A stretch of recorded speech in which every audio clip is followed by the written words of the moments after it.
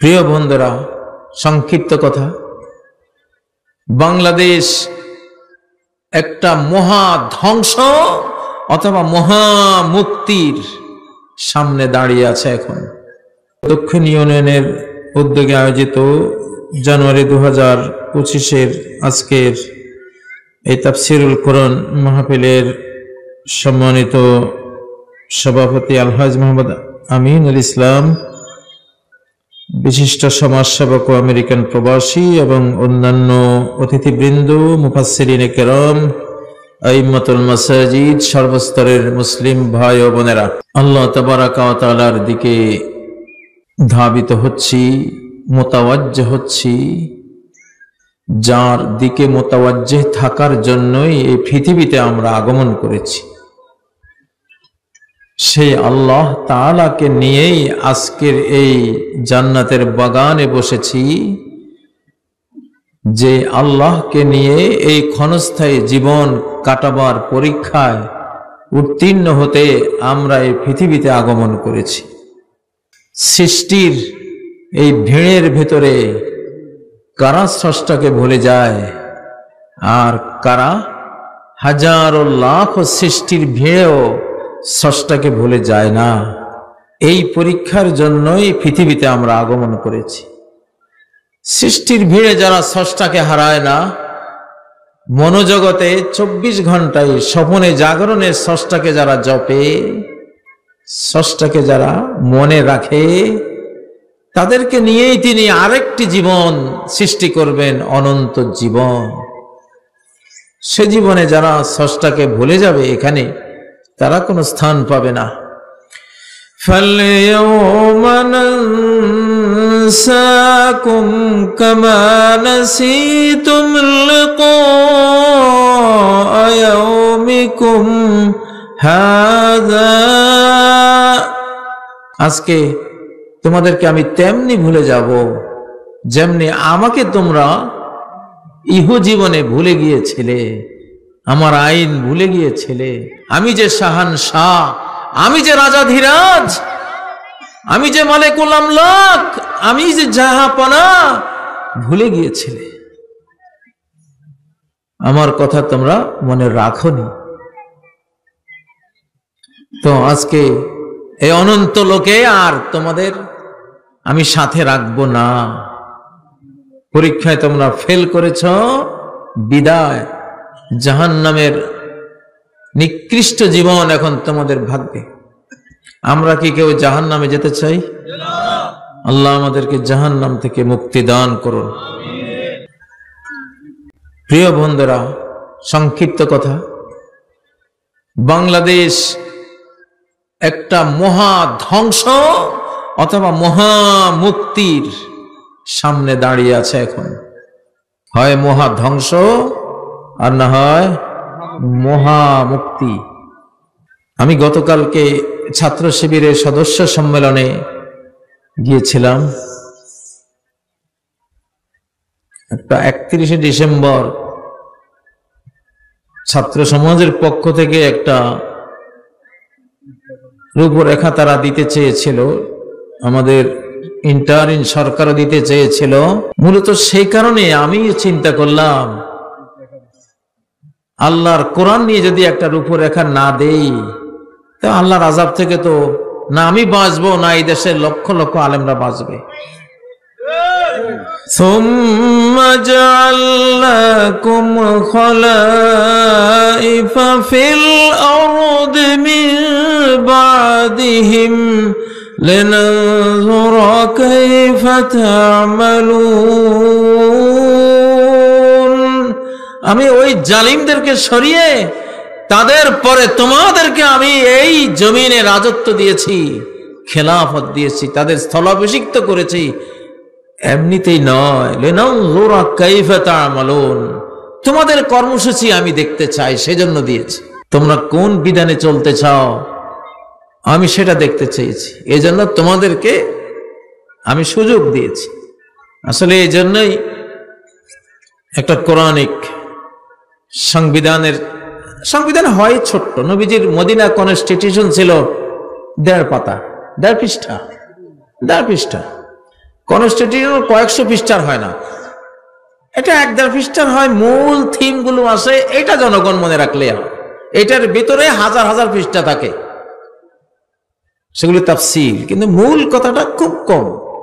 তো এটা বিশ্বের বিভিন্ন যারা ইসলাম নিয়ে দেশকে চালায়, সেসব সংগঠন, সেসব রাষ্ট্র, দেশ, সবগুলো থেকে ঘেটে এটা একটু রেডি করে কোরআন হাদিসের উপর নজর দিয়ে জাতিকে একটা উপহার দিয়ে দিয়েছি।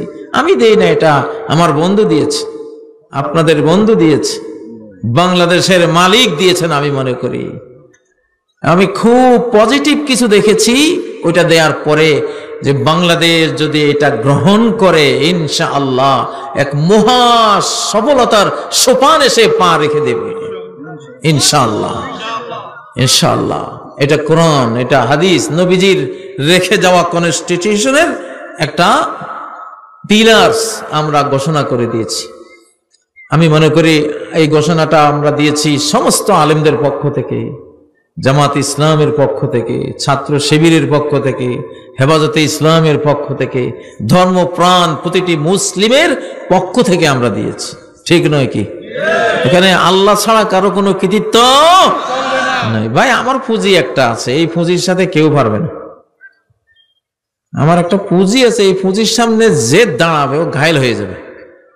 সেই পুঁজিটা হলো লা হাওলা ওয়ালা কুওয়াতা ইল্লা বিল্লাহ। ছোটবেলায় আমরা কুত্তে দৌড়াইয়াও পারে নাই, কুত্তেরা আমি পাল্টা দৌড়াইছি পরে। আমি যখন এতটুকু নানার বাড়িতে বেড়াতে গেলাম, একটা খেপা কুকুর এক বাড়িতে থাকতো, তো আমরা ছেলেরা সবাই কৌতূহল বসে ওইটাকে ঢিল মারতাম, সে আবার বাঘের মতো ঝাঁপাই পড়তো, আমরা পুকুরে ঝাঁপ দিতাম বা পলাতাম, এমন করতাম। তো একদিন আমি বেড়াইতে গিয়েছি, আমি জানি না, তো কুকুরটার ওখানে পোলাপান আমারে নিয়ে গেছে। আমার হাতে লাঠি একটা ছিল, আমি লাঠি তো হাতে রাখতে হয় তাই না, হাতের সাথে আমি ওটা ছুঁড়ে মেরেছি, ওকে সই হয় নাই। এখন আমি তো নিরস্ত্র, আর সে বাঘের মতো আমাকে নিয়ে ছুটছে, ছোট্ট। তো এমন শীতকাল ছিল, আমি দুর্বার উপরে পিছলে খেয়ে পড়ে গেছি। আমার শক্তি শেষ, আমার আর জান নাই যে তার খপর থেকে বাঁচা যেন দৌড়বে। পড়ে গিয়ে আমি কি হলো, আমি হঠাৎ তারে নিয়ে এমন ছুটলাম, কুত্তা দৌড়ে ওর বাড়িতে ঢুকে দিয়েছে খালি হাতে। কেউ আক্রান্ত করলে, এটা মানে বাঙালি স্বভাব কানি আল্লাহ জানে, আক্রমণ করলে বাংলাদেশি মানুষ যখন খেপে উঠে তখন আক্রমণকারীর দফা শেষ। এটা আমি আমার নিজের মধ্যে দেখেছি। কুকুর, সাপে আমাকে ধরেছিল এরকম, কাল সাপ মিস এই পর্যন্ত। আমি সুপারি নেওয়ার জন্য আনারস বাগানে হাত দিয়েছি, এই পর্যন্ত পেঁচিয়ে সাপে। আমি যখন দেখলাম, আমি ওরে একবারে ছক্কা হাঁকাবার মতো একটা, কই যে গিয়ে পড়ছে সে, আমি অনেকক্ষণ খুঁজলাম এটা গেল কই, পাই নাই খুঁজে। এরপরে রয়ের মেহমানরা যখন আমার বাসায় গেল আমাকে ধরার জন্য, সত্যি আপনারা তো আসল জানেন না সেদিন কি হয়েছিল, শুধু 20 মিনিটের একটা বক্তৃতা শুনেছেন। আমি সেদিনকে মনে করেছিলাম আমার জীবনের শ্রেষ্ঠ একটা সময়, আমার জীবনের সবচেয়ে আনন্দের একটা সুযোগ, আজকে আমি কাজে লাগাবো। আমার 50 বছরের আগ্নেয়গিরি যেটা আমার ভিতরে জ্বলে, আমি জানতাম 71-এ ওরা আমাদের দেশকে হরণ করেছে, কিন্তু বলার কোন স্কোপ ছিল না। আমি এই জন্য দুঃখের একটা কবিতা লিখেছি জেলখানায়, স্বাধীনতা তুই তাওহীদেরই আলোকমালা, স্বাধীনতার জন্য তোরা আবার মুক্তি যুদ্ধ চালা। স্বাধীন করলো বীর বাঙালি, দলিল নিল দিল্লিওয়ালি, হানাদার হাইজাকারের কাবিননামা পোড়াই ফেলা। স্বাধীনতার জন্য তোরা আবার মুক্তি যুদ্ধ চালা। খুতবা দিলাম স্বাধীন বাংলা, রাজাকার দিল মামলা। দেশ দখলের মামলাবাজি পায়ের তলায় পিষে ফেলা। স্বাধীনতার জন্য তোরা আবার মুক্তি যুদ্ধ চালা। একটা কবিতা এইভাবে লেখা আছে। তো ওই রাতে যখন ওদেরকে পাইছি, আমি আমার জীবনের সেরা একটা সুযোগ হিসাবে নিয়েছি, কারণ আমি জানি আমাকে যতক্ষণ কেউ আক্রমণ করে না ততক্ষণ আমি খুব সিরিয়াস, নিরীহ, আমার মতো নিরীহ কেউ নেই। একলা থাকি, একলা চলি। সত্যি আমি সারা বাংলাদেশ ঘুরে বেড়াই একা একা। আগে যেটা করতাম, এখন বন্ধুরা কিছু হুমকি দামকি দেয়, তো এই জন্য কিছু লোকজন থাকে, কিন্তু আকাশের ফটোকল নিয়ে চলি আলহামদুলিল্লাহ। আসল কথা ওইটা। তো সেদিন আমার একটা আনন্দের দিন ছিল। আপনারা আমার বক্তৃতা শুনেছিলেন 20 মিনিট, আমি বক্তৃতা করেছিলাম 4.5 ঘন্টা। হায় রে, সেদিন আমার স্লোগান কোত্থেকে যে এত শক্তি আমার গায়ে আসছে ওই দিন। আমার মনে হয় যেন আলী হায়দার আমি এদিন। আমার ঘরের লোকেরা কয় যে এত বড় ওয়ার্ড্রপ একা ঠেলে দরজার সাথে মিশাই দিছে, তারপরে আলমারি ঠেলে এনে ওয়ার্ড্রপের লগে, এরপরে টেবিল এনে, মানে পিছনের ওয়ালের সাথে দরজা এক পুরাটাই দরজা বানাই দিছি একেবারে। এখন শুধু দরজা ভাঙলে ওয়ার্ড্রপ ভাঙতে হবে, নাহলে ঢুকতে পারবো না, এমন অবস্থা করেছে। এটাই বাঙালি। আক্রান্ত হলে সে রয়্যাল বেঙ্গল টাইগার। সে যে আমি আমার বন্ধুকে সাথে নিয়ে আমি আল্লাহকে, আমি বলি আমার একটা বিরাট আল্লাহর উপরে আমার আবদার থাকে। আমি অনেক শিশুকালে আল্লাহকে আমি বন্ধু বানিয়েছিলাম, একেবারে শিশুকালে। তো আল্লাহ তাআলা যখন আমার সাথে আচরণ করেন, আমাকে উনি এখনো শিশু হিসেবে আচরণটা করেন। আমি বয়স্ক হয়েছি এটা না, এটা একটা এখনো অবশ্য শিশু, এইরকম আচরণটা আল্লাহ করেন। এই জন্য আমার জীবনে আমি আক্রান্ত হলে, যে আক্রমণ করবে ও যদি পরাশক্তি হয়, আমি আল্লাহর কসম করে বলছি ও ঘায়েল হবে আমার বন্ধুর আঘাতে, হোক না সে পরাশক্তি। এই সুযোগ সবারই আছে, কারণ আল্লাহ তো সবার বন্ধু। আল্লাহু ওয়ালিউল্লাযীনা আমানু, আল্লাহই একমাত্র বন্ধু, ফ্রেন্ড। কাদের? যারা তার প্রতি ঈমান এনেছে।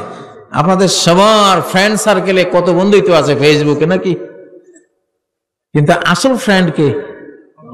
আসল বন্ধু কে? আল্লাহ। ফেসবুকের ফ্রেন্ডেরা গোরস্থানে যাবে?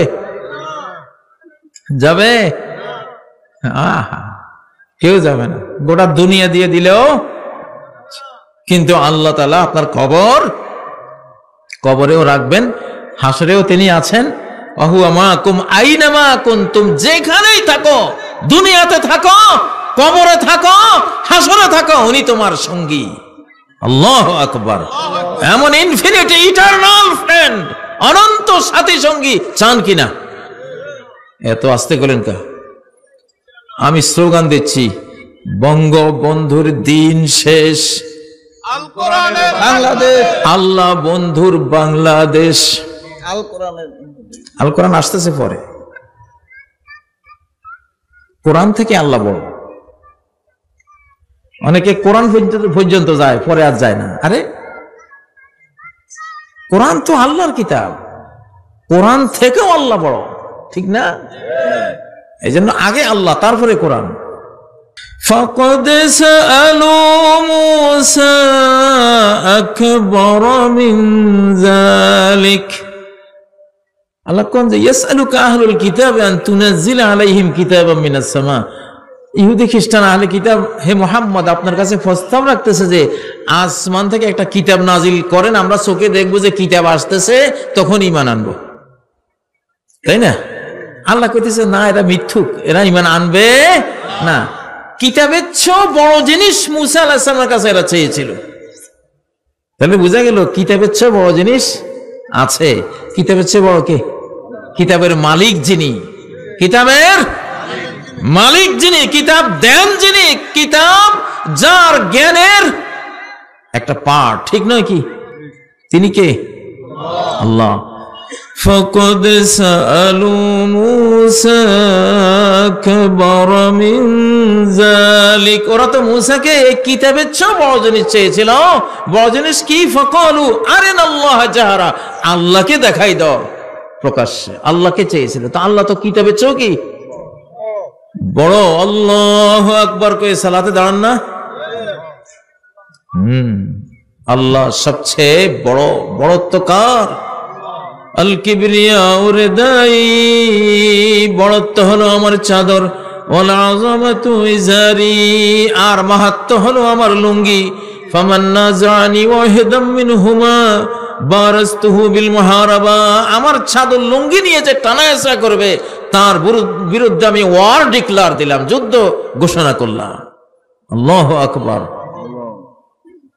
ও ভাইরা, তাহলে বঙ্গবন্ধুর দিন শেষ, আল্লাহ বন্ধুর বাংলাদেশ। গ্যাপ তৈরি হলে গ্যাপটা পূরণ করতে হয়। বঙ্গবন্ধু চলে গেছে, এখন একটা গ্যাপ হয়েছে না, এই গ্যাপটা পূরণ করতে হবে কিনা? হ্যাঁ, সেই আমি বহুদিন আগে ভেবেছিলাম যে বঙ্গবন্ধুর দিন তো শেষ হয়ে যাচ্ছে, এই গ্যাপটা আমি পূরণ করব কি দিয়া? আল্লাহ তুমি একটা জিনিস দাও আমারে। তখন অন্তরে আসলো যে হ্যাঁ, তুমি সহজ ব্যাপার, তুমি আল্লাহ বন্ধুর কথা কইবা।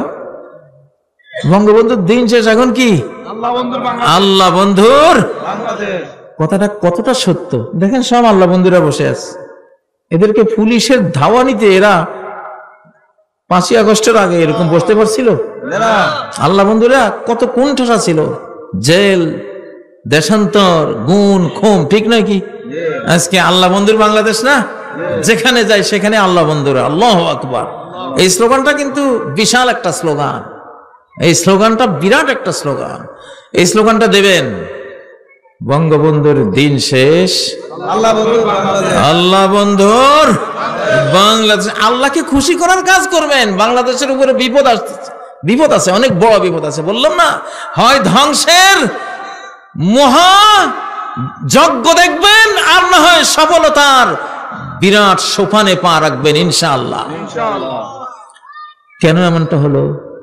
47-এ কোরআন দিয়ে পাকিস্তান চালাবেন বলে, দিস ইজ আওয়ার কনস্টিটিউশন বলে পাকিস্তান আনলেন। যে সংবিধান তো লেখাই আছে নাকি? কোরআন হাতে নিয়ে মানুষের আবেগ ডাইভার্ট করে হিন্দুস্তান ভেঙ্গে বানালেন পাকিস্তান। কিন্তু কোরআন দিয়ে কি পাকিস্তান চালিয়েছিলেন? না, বরং গুলি মেরেছিলেন যারা কোরআনের কথা বলেছিল। সেই বাংলাদেশ, সেই এটা পূর্ব পাকিস্তান ছিল। এই মানচিত্রটা মুসলিম মানচিত্র, কোরআনের মানচিত্র। 24 বছর পাকিস্তান আমল ছিল, 47 টু 1971। কোরআন দিয়ে আপনারা চালান নাই, সেটার খেসারত দিলেন 71 সালে। আল্লাহর সাথে ওয়াদা করে যে কোরআন দিয়ে পাকিস্তান শাসন করবেন, শাসন করলে পূর্ব পাকিস্তান পশ্চিম পাকিস্তান মিলে একটা মুসলিম পরাশক্তি দেশ হয়ে যেত। এত বড় সম্ভাবনা। বাঙালির সূক্ষ্ম বুদ্ধি আর পাঠান পাঞ্জাবির গায়ের শক্তি যেখানে একসাথ হয়, সেখানে বিজয় অবধারিত হয় আল্লাহর পক্ষ থেকে। আর যখন এটা বিচ্ছিন্ন হয়, বাঙালিরাও মরে, পাঠান পাঞ্জাবিও মরে। এখন আলহামদুলিল্লাহ আবার এক হইতেছে না? এক হইতেছে। বাঙালির গায়ে জোর কম, এই জন্য আল্লাহ বুদ্ধি বাড়াই দিছে। পাঠানের গায়ে জোর বেশি, এই জন্য বুদ্ধি কমাই দিছে। নাহলে দুনিয়াতে সন্ত্রাসে টিকবে না, বুঝেন না? এক পাঠান চোর ধরে বেঁধে রেখে আসছে, পুলিশের কাছে গেছে। পুলিশ ভাই, একটা চোর ধরে বেঁধে রেখে আসছি। কোথায় নাকি? কোথায় বাঁধছ? পায়ে বাঁধছি। হাত তো খোলা। বেকুব, এতক্ষণ তোর চোর আছে?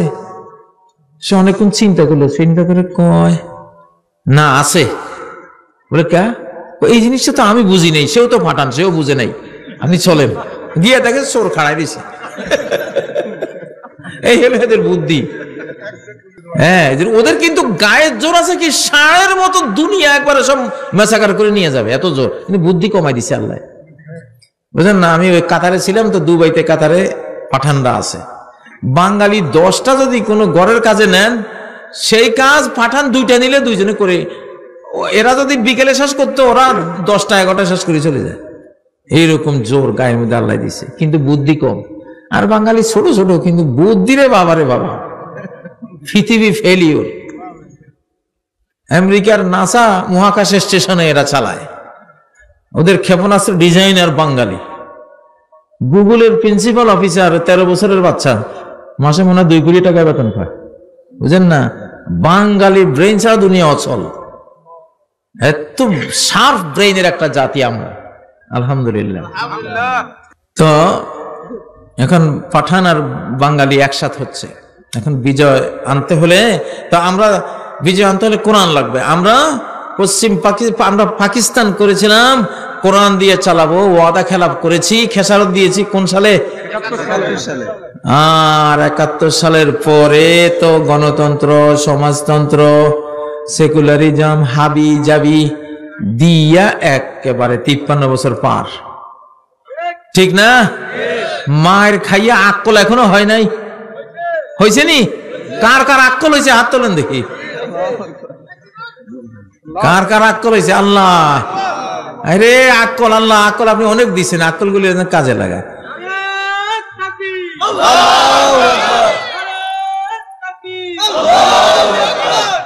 আমি জনগণের কিছু ইন্টারভিউ নেই, জনগণ কি বলে, কয় ভাই আওয়ামী লীগ দেখছি, বিএনপিও দেখছি, এইবার আরেকটা দেখবো, দেখি ওরা কেমন চালায়। আল্লাহ আল্লাহ আপনি কবুল করেন ইনশাআল্লাহ। একবার পাইলে আর কিয়ামতের আগে ছাড়তাম না ইনশাআল্লাহ, ছাড়া দরকারও হবে না ইনশাআল্লাহ, ঠিক না কথা? তখন যারা অন্যান্য দল করে, বাবা তোমরাও আসে যে তোমাদেরকে আমরা চেয়ার দিব নাকি? আমরা তো আমাদের জন্য রাজনীতি করি না, আমরা মালিকের জন্য রাজনীতি করি নাকি? এই যে আমি যে রাজনীতি করি, আমি যে বলতে গেলে তো প্রথম স্বাধীনতার স্লোগানটা গ্রেপ্তারির রাতে 2021 সালে 27 সেপ্টেম্বর আমি তো দিয়েছিলাম, স্বাধীন বাংলাদেশ জিন্দাবাদ, র মুক্ত বাংলাদেশ জিন্দাবাদ, হিন্দুস্তানি রাজাকার ধর ধর মার মার, এই 3টা স্লোগান তো আমি দিয়েছিলাম, তাই না? ওই যে ছুঁয়ে দিয়েছিলাম না, ওই ছুঁয়ে দেওয়ার পরে আস্তে আস্তে পৌঁছে গেছে, বুঝেন না? সত্য কথা কইতেছি, এটা কিন্তু কোনো হেয়ালি না বা আমি আন্দাজে কথা বলি না। ওই যে ছুঁয়া দিছিলাম তো এরা বিদায়, আর যাদের হাতে চুলকায় বাংলাদেশ নিয়া, কিছু হাতিয়ার ফাতিয়া আছে তো হাতে চুলকায়, আমাদের দিকে তারপরে ব্যারেল তাক করতেছে, তাই না? চুলকানি থেমে যাবে ইনশাআল্লাহ, আসমান থেকে থেমে যাবে। তো কি বলতেছিলাম, বঙ্গবন্ধুর দিন শেষ, আল্লাহ বন্ধুর বাংলাদেশ। এইবার আমরা আল্লাহ বন্ধুদেরকে দেশের ক্ষমতা দিয়ে একটু দেখবো কেমন চালায় তারা। লিনানজুরা কাইফা তা'মালুন, আমরা দেখতে চাই তোমরা কেমন আমল করো, কেমন দেশ চালাও। আমরা দেব, আমরা নেব না, আমরা খাওয়াবো, খাবো না তোমাদের কিছু ইনশাআল্লাহ। বিশ্বাস হয় না? আমি তো ভাই কোন চৌকিদারের চেয়ারও বসি নাই, এর মধ্যে তো আমি 6000 মক্তব চালাই ছাড়ছি, মাসে 60 লক্ষ টাকা বেতন দিয়েছি। মক্তবে যারা ফকির, মেসকিন, বিধবা, অন্ধ, পঙ্গু 200 টাকা করে ভাতাও দিয়েছি।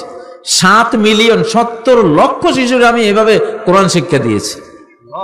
কই আমার তো কেউ, আমি তো চৌকিদারের কোনো চেয়ারও বসি নাই, বসছি নাকি?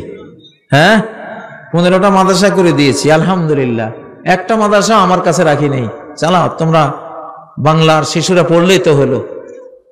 শুধু ইংরেজি স্কুলটা করে একটু নিজে রাখছি, বাবারা চলন্ত লাগবো নাকি?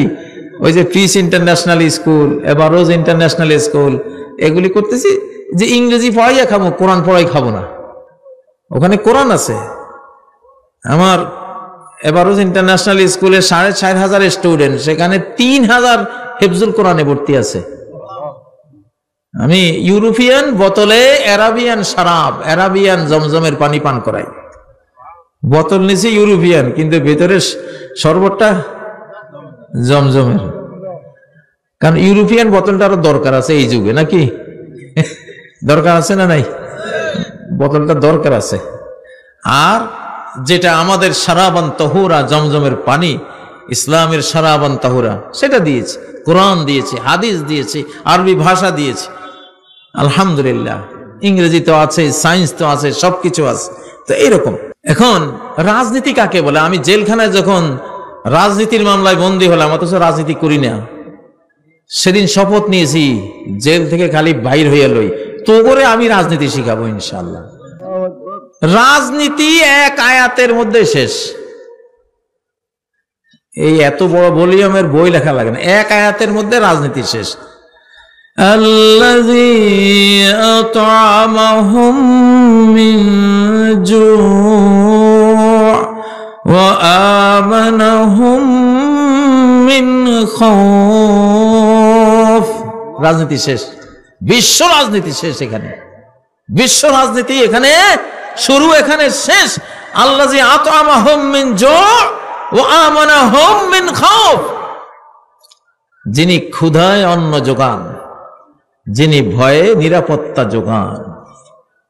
ফালিয়াবুদু, তার ইবাদত করো, তার আনুগত্য করো, তার কথা মানো, তার হুকুম মানো, তার আইন মানো। ঠিক নয় কি? ছোট্ট কথায় বুঝাই দিতে হয়, না হলে জনগণ মনে রাখে না। ফালিয়াবুদু রাব্ব হাযাল বাইত, তারা এই ঘরের রবের যাতে ইবাদত করে। মূর্তি পূজারীরা কয় তোমরা তো মিয়া কাবার পূজা করো, তোমরা দেখি এই ওইদিকে ফিরি দাঁড়াও, কয় না? ওরা ভাবছে কি, ওরা যেমন মন্দিরে এরকম করে, আমরা তো কাবার দিকে ফিরি, ওরা ভাবছে আমরা কাবারে পূজা করি। আরে বেকুবের দল, নিজেরটাও বুঝলি না, পরেরটাও বুঝলি না। আমরা কাবার পূজারি না, কাবার রবের পূজারি। কাবার রবের পূজারি একটা হলো কিবলাতুল আবদান, আরেকটা হলো কিবলাতুল কুলুব। কাবা আমাদের শরীরের কেবলা, আর আল্লাহ আমাদের মনের কেবলা। আমরা যেই মুহূর্তে কাবার দিকে শরীরকে ফেরাই, সেই মুহূর্তে মনটা কার দিকে? আল্লাহু আকবার। ওয়াজ্জাহতু ওয়াজহিয়া লিল্লাযী ফাতারাস সামাওয়াতি ওয়াল আরদ, যিনি আসমান জমিন সৃষ্টি করেছেন, আমার চেহারা আমি তার দিকে ফিরিয়েছি, আমার মন তার দিকে ফিরিয়েছি। ঠিক নয় কি?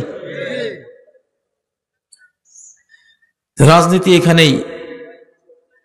ক্ষুধায় যিনি অন্ন যোগান, অন্ন যোগাইতে গেলে অন্ন যোগাবার সাথে রিলেটেড যত কিছু আছে সব যোগাইতে হবে না? অন্ন যোগাবার সাথে রিলেটেড কি? কৃষি, যিনি কৃষির ব্যবস্থা করে দেন। কৃষি করতে গেলে জমি লাগবে, যিনি জমি ভূমির ব্যবস্থা করে দেন। সার লাগবে, সারেরও ব্যবস্থা করে দেন। পানি লাগবে, পানিরও ব্যবস্থা করে দেন। ঠিক না?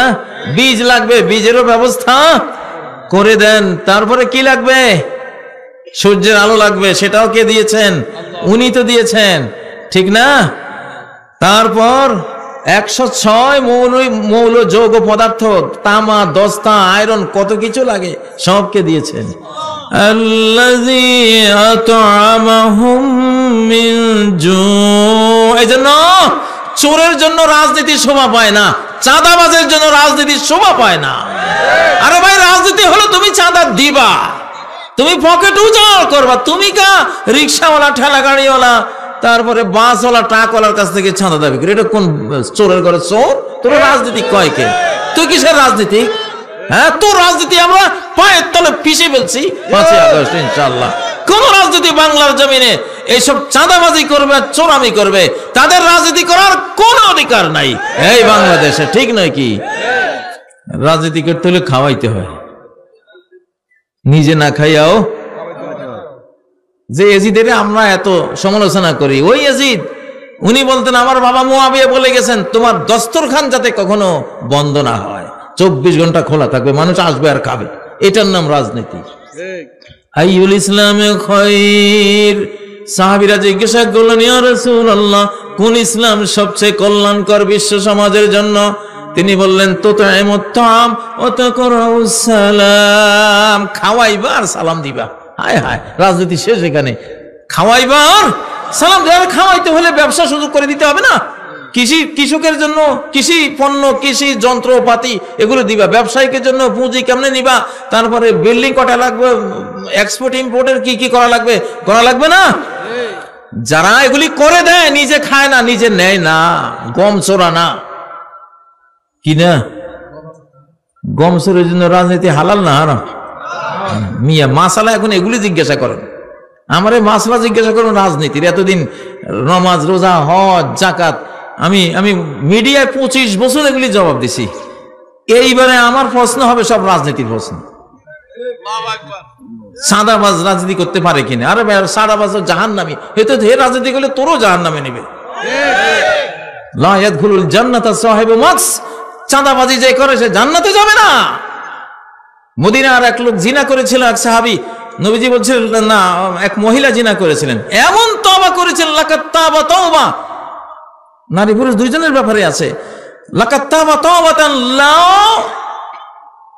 তাবাহা সাহিবু মাস লা গফিরা লাহ, এমন তওবা করেছে যদি চাঁদাবাজও এই তওবা করতো আল্লাহ তারও মাফ করে দিত। মানে তাহলে চাঁদাবাজ কত বড় পাপী, চাঁদাবাজ কত বড় গুনাহগার। চাঁদাবাজ চাঁদাবাজ আবার রাজনীতি হয় কেমনে? ভিক্ষুকের ঘরে ভিক্ষুক, ফকিন্নির ভূত কোথাকার। হ্যাঁ, সব চাঁদাবাজ ফকিন্নির ভূত। কি সব চাঁদাবাজ ফকিন্নির ভূত। যে রাজনীতি করবে সে আতামাহুম মিন জু, সে হলো ক্ষুধার্তকে অন্ন যোগাবে। এখানে ক্ষুধা মানে কারো কাপড়ের ক্ষুধা আছে, তাকে কাপড় দেবে। কারো চিকিৎসার ক্ষুধা, তাকে চিকিৎসা দেবে। কারো টাকার ক্ষুধা আছে, তাকে টাকা দেবে। কারো কোনো ফিজিক্যাল সাহায্য সহযোগিতার প্রয়োজন, ক্ষুধা আছে। ক্ষুধা মানে কি? এটা প্রয়োজন, তাকে সেটা দেবে। ঠিক নয় কি? রাজনীতি মানি হলো কি, আরে কি না ইংরেজি শব্দ একটা আছে না, স্যাক্রিফাইসের এবং ওয়েলফেয়ার। ওয়েলফেয়ার না, সমাজ কল্যাণ। কি? মানব কল্যাণ, সমাজ কল্যাণ। রাজনীতি কোথায়? ওই যে আহত হয়ে 5ই আগস্টে আহত হয়ে তারা এখনো হাসপাতালে পড়ে আছে, ওখানে গিয়ে টাকা দিয়ে আসো। ঠিক নয় কি? ওখানে গিয়ে সেবা করে আসো। এটা হলো রাজনীতি। আল্লাযী আতামাহুম মিন জু, দ্রব্যমূল্য বেড়ে গেছে, তা কমাও। জনগণের ক্রয়ের সীমানার ভিতরে নিয়ে আসতে হবে। ঠিক না? ইমাম, খতিব, আলেম ওলামারা বাজারে ঢুকবেন। যদি সিন্ডিকেট করে ওরা ইচ্ছা করে দাম বাড়ায়, বিগত ফ্যাসিবাদের জালিমরা এখনো, তাহলে আলেম ওলামারা ব্যবসা শুরু করে দেন নাকি? স্বল্প লাভে আপনারা ব্যবসা চালিয়ে যান, জনগণকে রক্ষা করতে হবে। আতামাহুম মিন জু, এটা আপনাদের দায়িত্ব। এখন রাজনীতির নামে হলো খাওয়ানোর। আপনি পকেট থেকে খাওয়াবেন, উজাড় করবেন। আপনি জনগণ থেকে খাবেন না, খাইলে চাঁদাবাজ, আপনি জাহান্নামে যাবেন। এই যে ওরা তো হাদিস কইলাম, এই যে সূরা আন-নিসার 29 নম্বর আয়াতে আল্লাহ কি বলছেন? ইয়া আইয়ুহাল্লাযীনা আমানু, ওহে ঈমানদাররা, লা তাকুলু আমওয়ালাকুম, তোমাদের সম্পদ তোমরা খাইও না, বাইনাকুম, পরস্পরে, বিল বাতিল, কোন বাতিল পন্থায়, হারাম পন্থায়, অবৈধ ইলিগ্যাল পন্থায় কারো মাল কেউ খেও না। তাহলে চাঁদাবাজির কোনো সুযোগ আছে? চাঁদাবাজি কি লিগ্যাল না ইলিগ্যাল? বিশাল ইলিগ্যাল। ইলিগ্যাল কাজ যে করবে 30 নম্বর আয়াতে আল্লাহ বলছেন, ফাসাউফা নুসলিহি নারা, চাঁদাবাজি করবি, অন্যায়ভাবে মানুষের মাল খাবি, যে খাবে, সাউফা নুসলিহি, শীঘ্রই আমি তাকে দাখিল করাবো, ঢুকাবো নারা, জাহান্নামের মধ্যে। কোথায়? চাঁদাবাজ কি জাহান্নামী? জাহান্নামীদের রাজনীতি কে চান? চান কেউ? আলহামদুলিল্লাহ, আমাদের এই সময়টা চাঁদাবাজদের জন্য না, বরং দানশীলদের জন্য। ইনশাআল্লাহ আল্লাহ বাংলার চেয়ারে চেয়ারে বসাবে যাদের রেকর্ড আছে চুরি না করার, যারা 1 পয়সাও দুর্নীতি করেছে এমন কোন প্রমাণ বাংলাদেশের ইতিহাসেই নাই। ঠিক না? যেই দলেরই হোক। আমি তো একটা ঘোষণা দিয়েই রাখছি, জামাত শিবির হলো ফিনান্সিয়াল ওলিয়া উলিয়া, আমার মতে ওরা অর্থনৈতিক ওলিয়া উলিয়া। ভাই, যার যেটা গুণ আছে ওটা তো বলতে হবে। তো ওদেরকে ফলো করেন, ওদেরকে ফলো করেন। ওদেরকে ফলো করলে তো আপনারাও ভালো হয়ে যাবেন। ঠিক না? ইনশাআল্লাহ। তাহলে রাজনীতির এক আয়াতে রাজনীতি শেষ। বাংলাদেশের ইতিহাস দেখেন, বঙ্গবন্ধু না খাওয়াইতে পারছে না নিরাপত্তা দিতে পারছে, ফেল। এমন ফেলিউর হয়েছেন ইতিহাসে, করুণ ইতিহাস লিপিবদ্ধ হয়ে গেছে। ঠিক না? কারণটা কি ছিল? আতআমাহুম মিন জু, এটাও হয় নাই। আমানাহুম মিন খাউফ, এটা হয় নাই। হায়রে, আমি তখন এতটুক বয়স, আমার বয়স কত হবে, 12-13। রাত্রে ডাকাতের ভয়ে এই 72 সালে 73 সালে বাড়ি পাহারা দিতাম আমরা ছেলেরা, ছোট ছোট শিশুরা। আমার হাতে যে খুন্তি, তারপরে বটি, এগুলি সারা গায়ে মাখে, এগুলি সারা গায়ে নিয়ে ঘুরতাম। কিন্তু আসলে ডাকাইতে এক বেশকি দিলে তো ডরে আমরা পলাইতাম। কিন্তু এখন কি করব, খন্তা লোহা রড মড এগুলো দিয়া রাতের পর রাত আমি নিজে ভাড়া দিছি কত, বাড়ি বাড়ি ডাকাতি হয়, ওরা গুলি করে এসে মানুষ মারে খুন করে। তখন কমন হয়েছিল, নিরাপত্তা ছিল? নিরাপত্তা ছিল না। তাহলে আতামাহুম মিন জুড়ে উনি ফেল করেছিলেন, আমানাহুম মিন খাওফ ভয় থেকে নিরাপদ দেবেন সেটাতেও ফেল করেছিলেন, এই জন্য নিজে ফেলিও। আর বিগত ফ্যাসিবাদ যে পতন হলো, আতামাহুম মিন জু কিছুটা ছিল, বাট আমানাহুম মিন খাওফ একেবারেই ছিল না, এই জন্য ফেল। দুইটা লাগবে সরকার সফল হইতে, কয়টা? দুইটা লাগবে। ইন্টারিম গভর্নর, আল্লাহ তাআলা ডক্টর ইউনূসের গভর্নরকে আমরা দোয়া করি আতামাহুম মিন জু'এ তৌফিক দেন, আমানাহুম মিন খাউফ এটার তৌফিক দেন। আমানাহুম মিন খাউফ, আমরা ভয়ে আছি, আমাদের ভয় আছে, এখন গোটা রাষ্ট্র এখন ভয়ের মধ্যে আছে, যে কোনো সময় একটা অঘটন ঘটতে পারে, ভিতরে বাইরে আক্রমণের ষড়যন্ত্র চলছে। এই সময় আমাদের আমানাহুম মিন খাউফের দায়িত্ব সরকারকে নিতে হবে, ডক্টর ইউনূসকে নিতে হবে, জেনারেল ওয়াকারদেরকে নিতে হবে, ঠিক নয় কি? সেই আমানাহুম মিন খাউফ করতে হলে কি করা লাগবে? ট্রেনিং দিতে হবে, আমাদের ট্রেনিং দিতে হবে, আমাদেরকে যুদ্ধ করতে শিখাতে হবে, আমাদেরকে সেলফ ডিফেন্স, আমরা যাতে নিজেরাই নিজেদের রক্ষা করতে পারি সেই আমাদেরকে প্রযুক্তি শিখাতে হবে, ঠিক নয় কি? খালি হাতে এখনকার পৃথিবী চলে না, একটা বন্দুকের সামনে 1 লক্ষ মানুষ অসহায়, ঠিক নয় কি? যদিও আক্রান্ত হলে আমরা কিসের বন্দুক মিয়া, বন্দুক ছাড়াই ছুটবো, কারণ লগে তো অদৃশ্য বন্ধু আছে, কিভাবে সে মারবে তোরে তুইও বুঝবি না আমিও বুঝবো না, কিন্তু দেখবো তুই শেষ হয়ে গেছিস, ঠিক নয় কি? ওইটাই তো আমাদের ইতিহাস। বদরের যুদ্ধে তীর তলোয়ার কিছুই তো নাই, নবীজির এক সাহাবীর উনি খেজুরের ডাল একটা দিছে, এটা দিয়া তোমার কাজ তুমি করো, বাকি কাজ আল্লাহ করবে।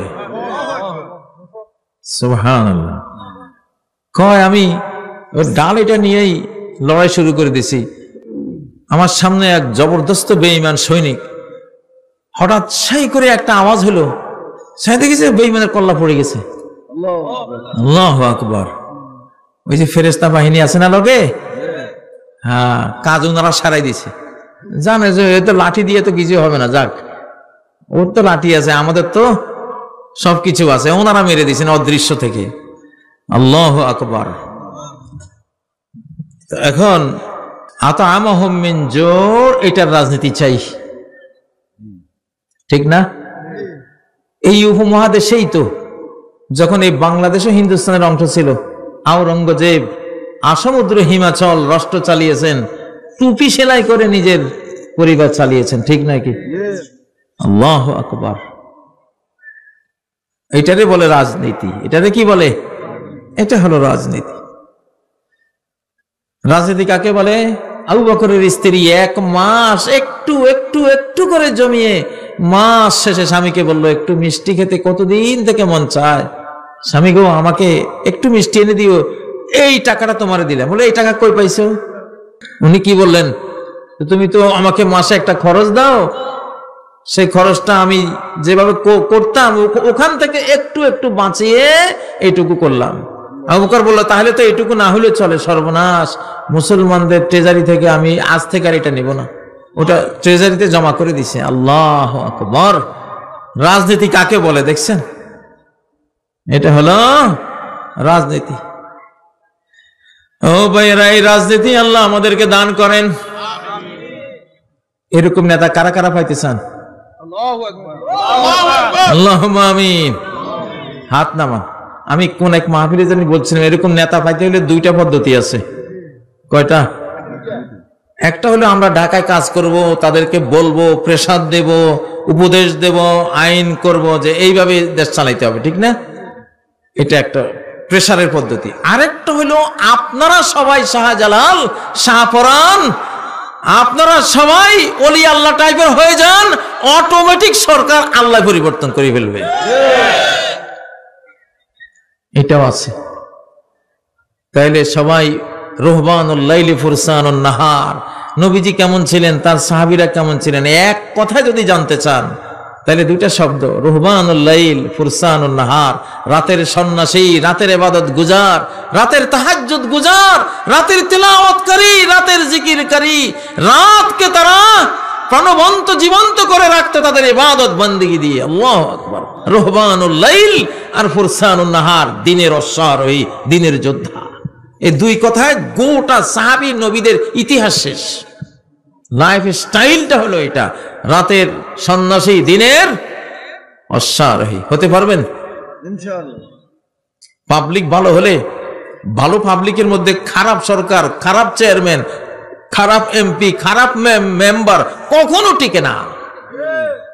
আমি একটা এক্সাম্পল দিয়েছিলাম চিটাগাঙে বসে।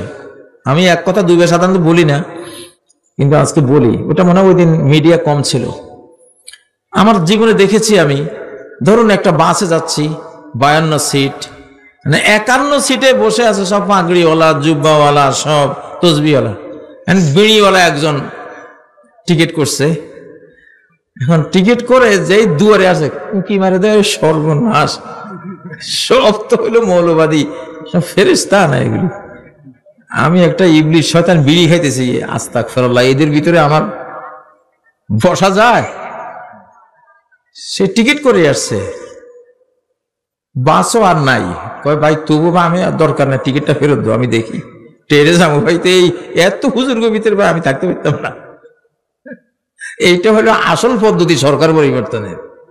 তোমরা সবাই টুপিওয়ালা হয়ে যাও, সবাই তসবিওয়ালা হয়ে যাও, হালাল খোর ভালো হয়ে যাও, দেখবা মেম্বার যেটা আইব ওটা তোমাদের চোখগুলো যে হলো টুপি মাথায় নিতে বাধ্য হয়ে বসে, মসজিদে যেতে বাধ্য হবে। কত নাস্তিকরে দেখেছি আমরা, নির্বাচনের সময় টুপি নেয়, তসবি নেয়, বড় বড় ওয়াজও করে, ঠিক না?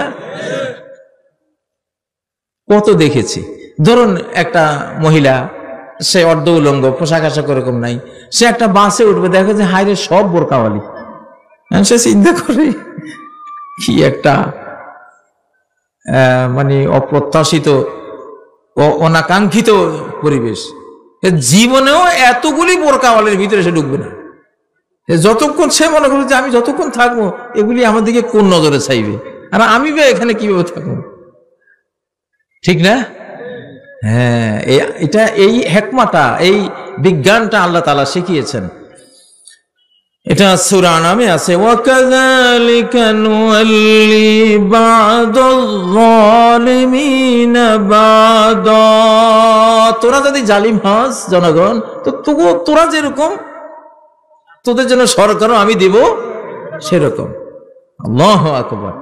কামা তাকুনুনা ইউওয়াল্লা আলাইকুম, তোমরা যেমন হবা তোমাদের গভর্নরও তেমন হবে। কানজুল উম্মাল হাদিস, আমালুকুম উম্মালুকুম, তোমাদের কর্মই তোমাদের কর্মকর্তা, তোমাদের আমলেই তোমাদের আমেল, তোমাদের আমলেই তোমাদের সরকার। সুবহানাল্লাহ। কখনো একটা ভালো মানুষ, ভালো সমাজে খারাপ সরকার টিকে না। ভালো হইতে পারবেন কারা কারা? লিল্লাহি তাকবীর, লিল্লাহি তাকবীর। আপনারা ভালো হয়ে যান, আমরা ঢাকা থেকে আন্দোলন করে ইনশাল্লাহ ওই দিক থেকে ভালো বানাবো, আর এই দিক থেকে আপনারা ভালো হয়ে যান। নিশ্চয়ই এই বাংলাদেশে কোন চোর, চাঁদাবাজ, কোন মির্জাফর, কোন দেশ বিরোধী বাংলা থাকে বাংলাদেশে, প্রেম করে বিদেশের সাথে, এরকম কেউ টেক বানাই দেশে ইনশাআল্লাহ। প্রিয় ভাইয়েরা, আসলে রাত তো গভীর হয়েছে, শীতকাল, কথা আর লম্বা করব না। অল্প কথা ভালো, আল্লাহর কাছে অল্প কথা প্রিয়। অল্প কথা কইলে কিছু এনার্জি থাকে আমলের জন্য, পুরো এনার্জি যদি শুনতে শুনতে খরচ হয়ে যায়, তা আমল করবেন কি দিয়া? ঠিক না কথা?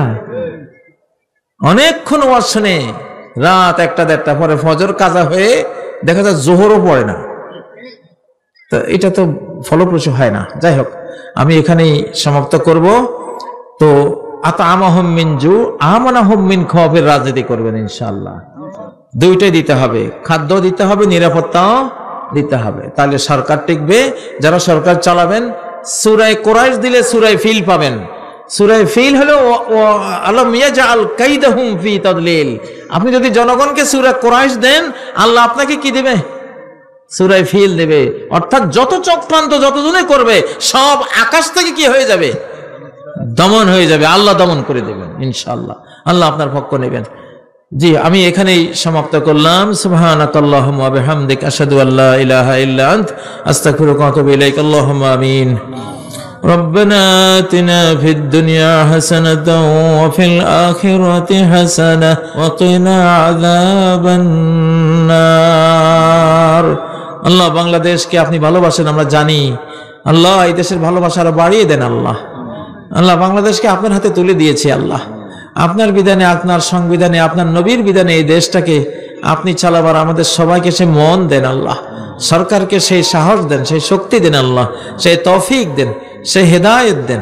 আল্লাহ আমাদের সরকারকে ভালো করেন, আর সরকারকে ভালো করার জন্য জনগণের ভালো হতে হয়, তাদেরকেও ভালো বানান। আল্লাহ আল্লাহ মাদকদ্রব্য থেকে এই দেশকে আপনি হেফাজত করেন, জিনা ব্যভিচার থেকে দেশকে হেফাজত করেন, বেহায়াপনা অশ্লীলতা থেকে এই দেশকে আপনি রক্ষা করেন, দেশ বিরোধী গাদ্দারি বিশ্বাসঘাতকতা থেকে আমাদের হেফাজত করেন, খাদ্যে বিষ দেওয়ার থেকে আমাদের এই জাতিকে হেফাজত করেন। আল্লাহ সব ধরনের নিরাপত্তা যারা দিতে পারবে তাদেরকে আমাদের রাজনীতির চেয়ারে বসিয়ে দিন। যারা এই দেশের মানুষকে খাওয়াবে, নিজেরা খাবে না, যারা মানুষকে পকেট উজাড় করে দান করবে, নিজেরা মানুষের সম্পদ আত্মসাৎ করবে না, হরণ করবে না, তাদেরকে দেশের চেয়ারে বসিয়ে দেন। আল্লাহ আল্লাহ আমরা 53 বছরে দেখেছি 72-এর সংবিধান, আমরা আগামী দিনগুলিতে দেখতে চাই আল কোরআনের সংবিধান। আল্লাহ আল কোরআনের সংবিধান কতটা কল্যাণকর হতে পারে পৃথিবীতে পরকালে, আল্লাহ সেটা আমাদের দেখিয়ে দেন। আল্লাহ আমাদের তৌফিক দেন। আল্লাহ আমাদের মা বাবাকে ক্ষমা করেন, জিন্দা মুর্দা সকল মুমিন মুমিনা মুসলিম মুসলিমাকে ক্ষমা করেন। আল্লাহ বাংলাদেশে বারাকা দান করেন, নিরাপত্তা দান করেন, রিজিক দান করেন, আমাদের সব গুনাহ ক্ষমা করে দেন। আল্লাহ আমাদের গুনাহগুলিকে আপনি পুণ্যে রূপান্তরিত করেন। প্রবাসী যেই বন্ধুরা আছে যাদের কল্যাণে আজকে এই মাহফিলটি হয়েছে, আল্লাহ তাদের সবাইকে ক্ষমা করেন, নিরাপত্তা দান করেন, রিজিক দান করেন, আমাদেরকেও রিজিক দান করেন, নিরাপত্তা, ক্ষমা, রহমত সব দান করেন।